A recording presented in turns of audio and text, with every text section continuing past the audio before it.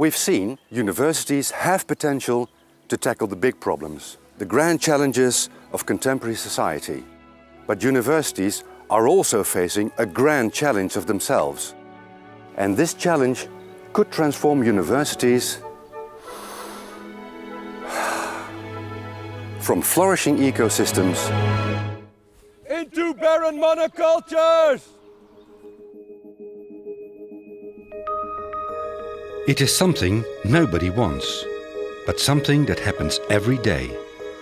This challenge is about having to conform to unrealistic ideals and about being subjected to wrong expectations.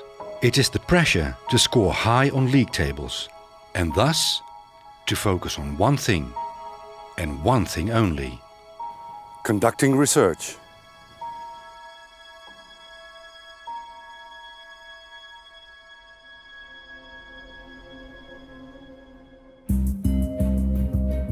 League tables are made to let people compare universities easily, and they are very popular. They work by giving universities scores based on their performance. But league tables are incredibly weighted towards conducting research. And thus, if you want to score high on those tables, you have to focus only on publishing research and gaining Nobel Prizes, effectively imitating the universities leading the league table. But why is this so disastrous for higher education? Why shouldn't universities pursue that one thing, research? And why is it so bad to try to be like the leading institutions? I may know someone who can answer these questions.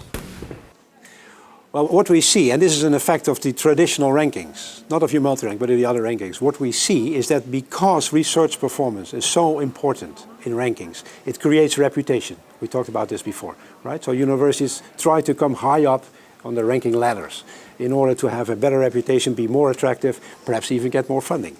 What that does is it creates homogeneity. It creates imitation behavior. Every university in the world preferably would like to be like Harvard or MIT and Stanford and Princeton. Why? Because they are highest on the ranking. So they're all imitating one another. And because they're all imitating one another, higher education systems lose diversity. It creates homogeneity in that system. And that is something we should not have, because we need diversity in order to serve the many needs that stakeholders have.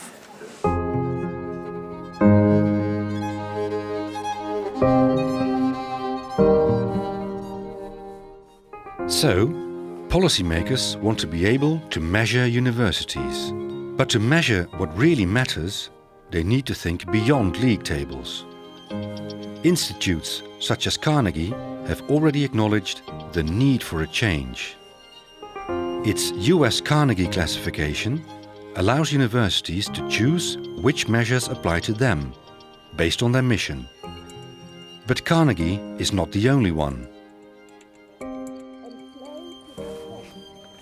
So policymakers can make well-informed decisions. And at the same time, students can plan their futures better. Right now, a platform called U-Multirank is launched. It is an important platform which breaks with classical league tables. And it is supported by the European Union. This ranking breaks new ground by providing in-depth information and performance results which have never been published before about universities in Europe and across the world. In particular, we need to know how well our institutions are performing across different areas of higher education, so that they can develop and play to their strengths. I'm delighted that the independent consortium has now turned this idea into reality. Thank you very much for your attention.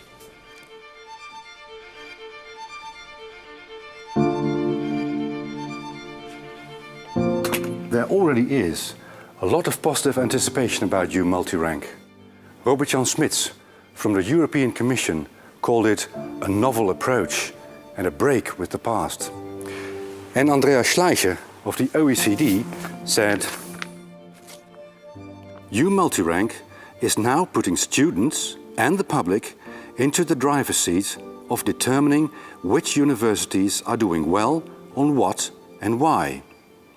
It has the potential to fundamentally transform our views on the quality of higher education. That sounds rather promising for the future, doesn't it?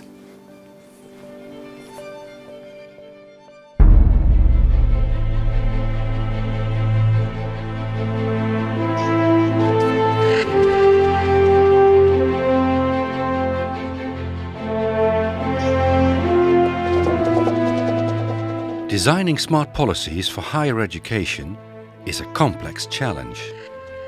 Are our universities fit for the future? Possibly, a better question is, what do they need to be fit for the future?